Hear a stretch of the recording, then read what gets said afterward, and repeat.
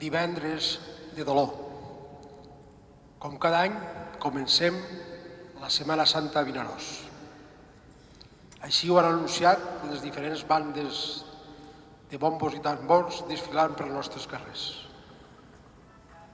En nom de la Federació de Cofradies de Setmana Santa, juntament en el clero de la ciutat, donar les gràcies a tots els assistents, especialment a les autoritats que ens acompanyen i tots aquells que han volgut estar aquí amb nosaltres. Una salutació especial a la Coral Juvenil Sant Sebastià, que sota la direcció del seu director, Carlos Vives Sebastià, i a l'orgue per Enrique Emilià, ens acompanyen en la part musical. Per la meva part, només me queda dues coses. Desitjar a tots vostès i a tots els vinarossencs i a tots aquells que s'apropen a la nostra ciutat a passar la Setmana Santa, a ser una Setmana Santa bonica, de molta fe, de molt de respecte i de moltes coses del sentiment. I per últim, presentar el nostre pregoner d'enguany. Ell és Manolo Adell Alegre, un castellonero afincat a Vinaròs des de fa molt de temps. I sense res més, donar-li la paraula a Manolo i esperar una vegada més que la Setmana Santa sigui plena de satisfaccions per tots, pels d'aquí i pels que vindran de fora a acompanyar-nos. Moltes gràcies.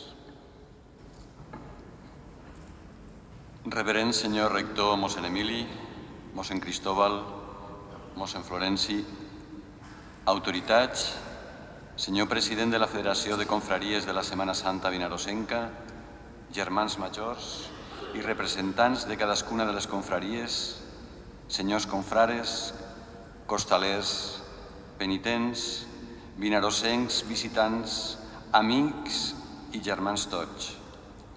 Vull agrair sincerament l'honor que per mi representa esta oportunitat de ser pregoner, en especial al meu amic Salvador, que va vindre a casa a comunicar-nos l'honra que la Junta de Confraries m'havia atorgat. Gràcies. Molts estimats amics m'han precedit de pregoners. Fernanda, Lola, el mateix Salvador, Emili, José Luis... Molts han sigut pregoners abans, és a dir, que tinc molt difícil ser original. La meva idea és ser testimoni d'allò que crec i, sobretot, d'aquell en qui crec i espero. És el que puc fer, anunciar el que anem a celebrar estos dies. Potser no siga fàcil, donat que el primer pregoner, el més qualificat, va fracassar, almenys en un principi. Parlo del propi Senyor Jesús. Que yo sepa, el primer pregón de anuncio de la pasión lo hizo el mismo Jesús a sus discípulos en un momento curioso. Acababa de preguntarles qué decía la gente sobre él y seguramente con sorna y alegremente le contestaron: unos dicen que eres Juan Bautista, otros que Elías y otro alguno de los profetas. Él les preguntó: ¿y vosotros quién decís que soy yo? Pedro le contestó: tú eres el Mesías. Él les prohibió decírselo a nadie, pues el concepto de Mesías más extendido en la época era el de un liberador guerrero. Comenzó Jesús a enseñarles que el Hijo del Hombre tenía que sufrir mucho y que sería rechazado por los ancianos, por los jefes de los sacerdotes y por los maestros de la ley. Les dijo que lo iban a matar, pero que resucitaría a los 3 días. Esto se lo advirtió claramente. No gustó el primer pregón, y tanto es así que Pedro lo llevó aparte y comenzó a reprenderle. Pero Jesús volvió, miró a los discípulos y reprendió a Pedro diciéndole: apártate de mí, Satanás, tú no ves las cosas como las ve Dios, sino como las ven los hombres. Luego llamó Jesús a sus discípulos y a la gente y dijo: el que quiera ser mi discípulo, olvídese de sí mismo, cargue con su cruz y sígame, porque el que quiera salvar su vida la perderá, pero el que pierda la vida por causa mía y del Evangelio la salvará. Así pues, el primer anuncio de la pasión, muerte y resurrección no gustó y no fue aceptado ni por sus amigos más cercanos, que tenían otras ideas de cómo debía ser y actuar el Mesías. Si no gustó el pregón del Señor, los que vamos detrás, aunque mucho nos esforcemos, ¿cómo vamos a gustar? Los amigos de Jesús están ciegos, no ven. Jesús le dice a Pedro que se ponga a caminar tras él. Son ellos los que han de seguir a Jesús, no Jesús el que, asesorándose, haga lo que Pedro y la gente desearía. Dios tiene otros planes, muy lejos de los humanamente deseables. ¿Piensas al modo humano? No según Dios, dice el Evangelio de Mateo. Pedro no entiende nada. Queda perplejo, no es el único. A través de los tiempos, muchos son los que no entienden ni por qué tiene que morir Jesús, ni por qué en la cruz. Antonio Machado, el gran poeta, en su célebre Saeta, expresa su incomprensión, su rechazo e incluso su propuesta de lo que, según él, hubiera sido el mejor camino de salvación. ¿O no eres tú mi cantar? No puedo cantar ni quiero a ese Jesús del madero, sino al que anduvo en la mar. El primer pregón, el de Jesús, contiene dos preguntas a cualquier hombre. ¿Tú quién dices que soy yo? En el día a día, en la fábrica, en el despacho, en el campo, en tu vida, ¿tú qué estás diciendo de mí? ¿Yo quién soy para ti? No es suficiente con tener ideas más o menos acertadas sobre Jesús.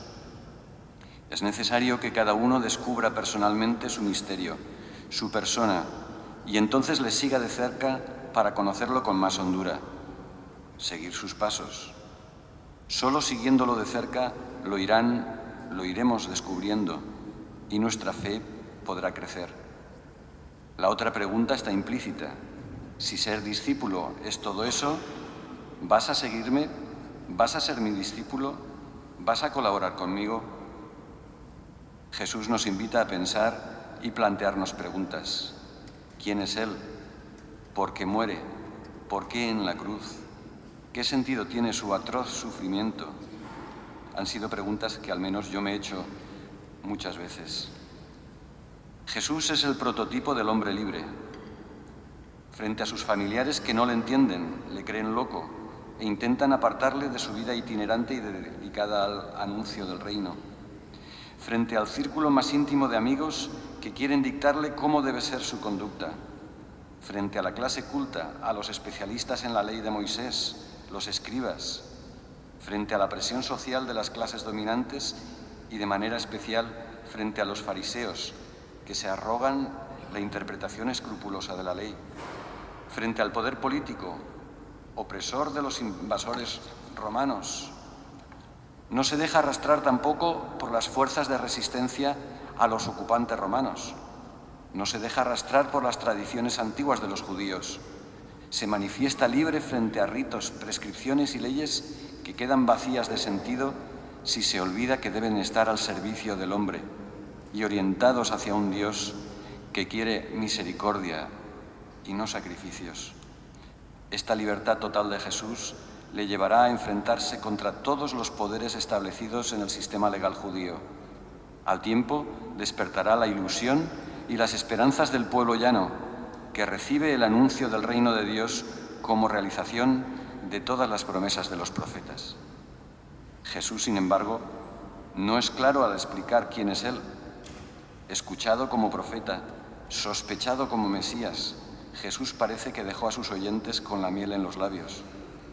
Es la pregunta que debemos responder en nuestra vida. ¿Y vosotros, y tú, quién decís, quién dices que soy yo? La gente se le impacienta, deseando que encabece una rebelión liberadora contra el poder romano. ¿Hasta cuándo tendrás sujeta nuestra alma?, le dicen. Si tú eres el Cristo, el Mesías, dínoslo francamente. Pero esos no son los planes de Dios. Por eso evitará declararse Mesías abiertamente, para evitar el camino de la violencia y tener tiempo y oportunidad de enseñar el camino de la misericordia y del amor. La otra incomprensión de Pedro nos sitúa en el camino correcto de comprender quién es Jesús. Se trata de un pasaje encuadrado por el Evangelio de Juan en la Última Cena. Tras una solemnísima presentación que nos anuncia un gran acontecimiento, Juan nos describe el lavatorio de pies, aquello que habitualmente realizaban los esclavos, aquella tarea humilde y propia del último escalafón social. Esa es la que realiza Jesús ante la nueva incomprensión y oposición de Pedro. Jesús, sabiendo que había venido de Dios, que volvía a Dios y que el Padre le había dado toda autoridad, se levantó de la mesa, se quitó la ropa exterior y se puso una toalla a la cintura. Luego vertió agua en una palangana y comenzó a lavar los pies de los discípulos y a secárselos con la toalla que llevaba en la cintura. Cuando iba a lavar los pies de Simón Pedro, éste le dijo: «Señor, ¿vas tú a lavarme los pies?». Jesús le contestó: «Ahora no entiendes lo que estoy haciendo, pero más tarde lo entenderás». Pedro dijo: «Jamás permitiré que me laves los pies». Respondió Jesús: «Si no te los lavo, no podrás ser de los míos». Simón Pedro le dijo: «Entonces, Señor, no solo los pies, sino también las manos y la cabeza». Pero Jesús le respondió: «El que está recién bañado no necesita lavarse más que los pies, porque todo él está limpio. Y vosotros estáis limpios, aunque no todos». Dijo: «No estáis limpios todos», porque sabía quién le iba a traicionar. Después de lavarse los pies, Jesús volvió a ponerse la ropa exterior, se sentó de nuevo a la mesa y les dijo: «¿Entendéis lo que os he hecho? Vosotros me llamáis Maestro y Señor, y tenéis razón, porque lo soy. Pues si yo, el Maestro y Señor, os he lavado los pies, también vosotros debéis lavaros los pies unos a otros. Os he dado un ejemplo para que vosotros hagáis lo mismo que yo he hecho». Ejemplo de amor, ese amor que es actitud constante de servicio, tarea que solo puede realizar el que se abaja, el que se arremanga, se ciñe la toalla y ama a ese prójimo próximo, cercano, que con los pies sucios de andar los caminos se encuentra invitado, compartiendo la misma mesa. La humildad radical de Jesús es servicio amoroso. A Pedro, que sigue sin entender por qué hace esas rarezas, le enseña a dejarse amar y a ser misericordioso al mismo tiempo. Y es que, aunque parezca extraño, el dejarse amar por Dios nos cuesta. Quizá porque nos transforma y obliga a posicionarnos amorosamente ante Dios y los hombres. Y esa es la gran propuesta del Dios de Jesús, que aceptemos ser amados por Él. Ese es su evangelio, su buena noticia. Las incomprensiones de Pedro son educativas para nosotros. Aquí se desvela el tema de quién es Jesús y por qué muere. Jesús es el rostro amoroso de Dios, la misericordia cercana del Padre. Es el caballero respetuoso que, aunque podría, no impone ni su doctrina, ni su presencia, ni mucho menos su amor. Solo lo ofrece, lo propone, lo brinda suavemente y con discreción. Se trata de una propuesta libre y beneficiosa. Ni su resurrección, que aclara definitivamente su divinidad, es estruendosa, majestuosa o espectacular. Sigue el estilo discreto y humilde de su llegada al mundo en Belén y el de toda su vida. Así lo que hace es revelar la dimensión divina de su vida y mostrar el contenido de su reino. Tras la resurrección, sus discípulos siguen sin entender la vida y las acciones de Jesús.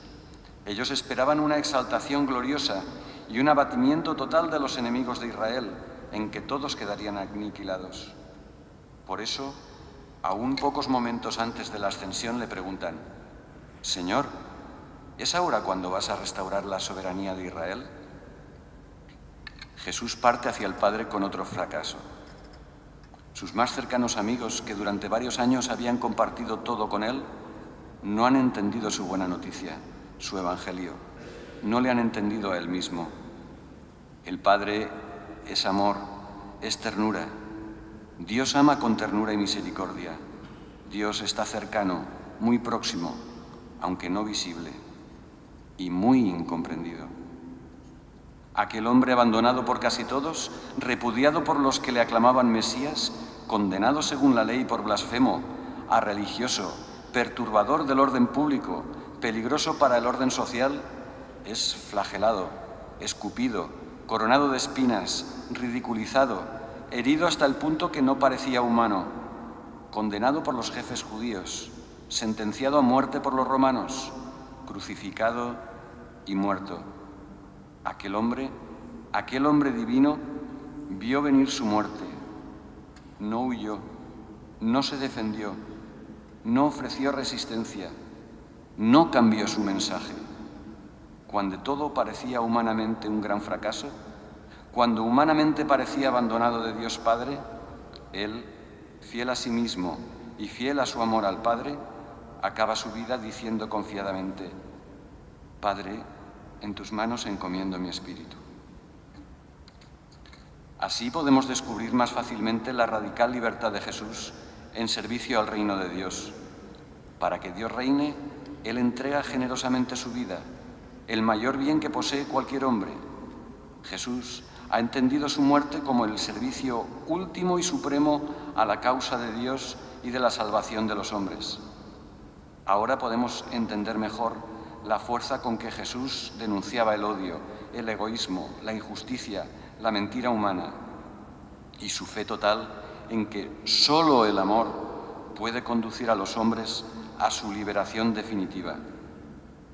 Tiempo antes había dicho: nadie tiene mayor amor que el que entrega su vida por sus amigos. La resurrección de Jesús obligó a sus seguidores a reflexionar sobre el sentido, el porqué de la muerte de aquel hombre, abandonado del mundo pero resucitado por Dios. Si él era hijo de Dios, podía haber evitado la cruz. ¿Por qué entonces no huyó de una muerte tan atroz? ¿Por qué la abrazó libremente? Él mismo responde: nadie me quita la vida, la doy voluntariamente. Dios no puede más que dar su amor. Dios es ternura, reza un canto de la comunidad de Tessé. Ya nunca, al menos, el creyente estará solo en el dolor, solo en la traición, en el abandono, en la soledad, en la injusticia, en la humillación, en el fracaso. Nadie, ningún creyente, morirá sin saberse amado por Dios. Tanto amó Dios al mundo, tanto ama Dios al mundo. La ejecución en la cruz puso en entredicho las palabras y la vida de Jesús. Aparentemente, tal muerte lo dejaba todo claro. Había sido un hombre justo y bueno, pero equivocado. Si verdaderamente Jesús tenía razón en su mensaje de salvación a los hombres, solo Dios lo podía decir. Si Jesús era alguien único, solo Dios lo podía confirmar. Y así lo hizo, resucitando a Jesús de la muerte. Seguir los pasos de Jesús es recordar ese amor inmenso y creador. Dios Todopoderoso no puede más que darnos su amor, su ternura, no solo con palabras, sino con hechos, hasta la muerte, hasta la última gota de su preciosísima sangre.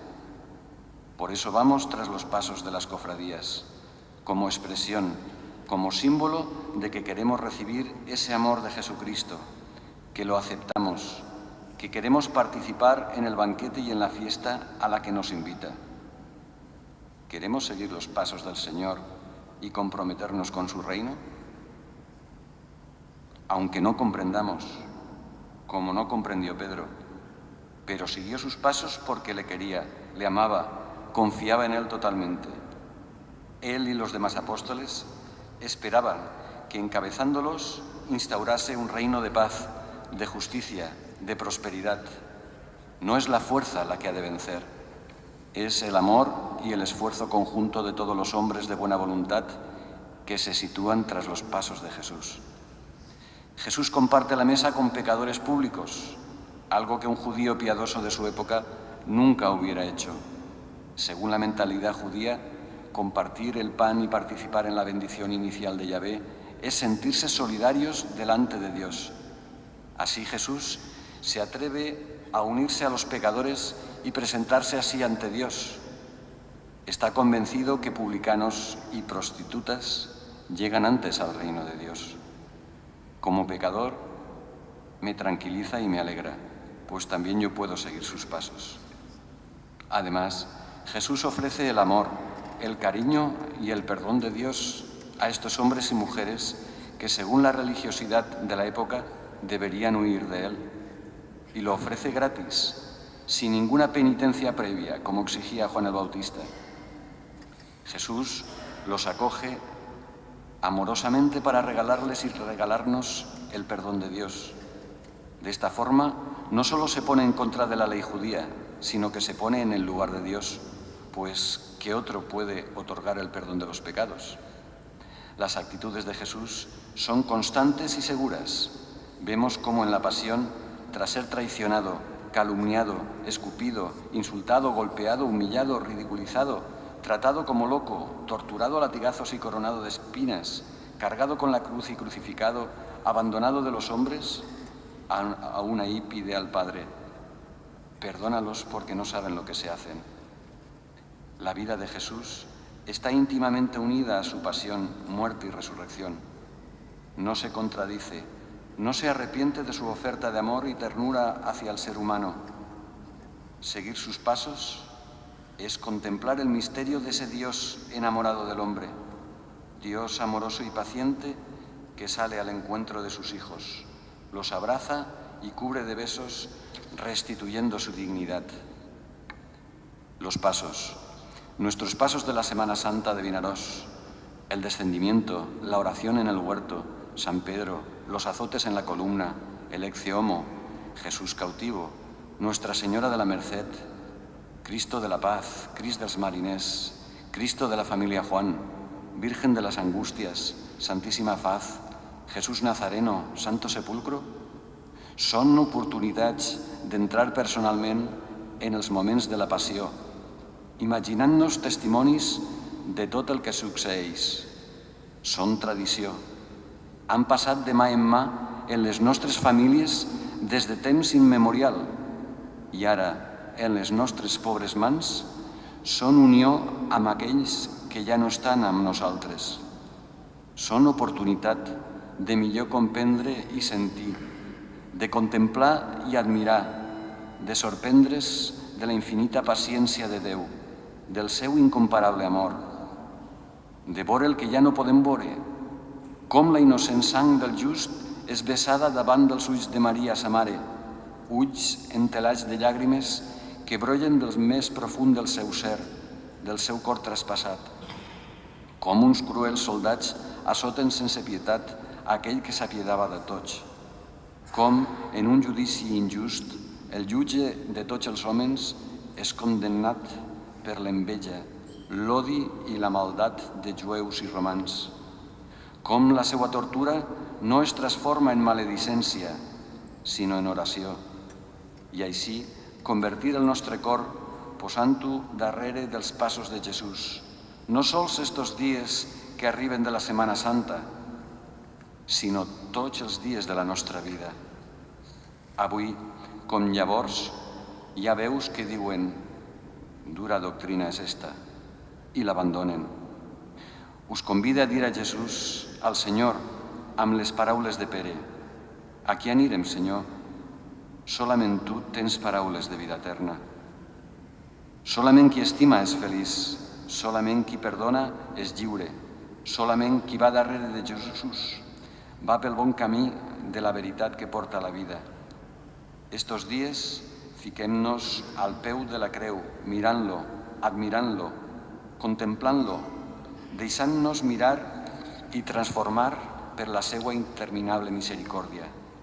Tal vegada les nostres entranyes es transformen i el nostre cor endurit retorne a casa del Pare amorós. Com a pregoner, esta és la meua crida, a participar en la Setmana Santa, a viure-la tot l'any des de dins i molt endins, a seguir els passos del Senyor Jesús. Amén.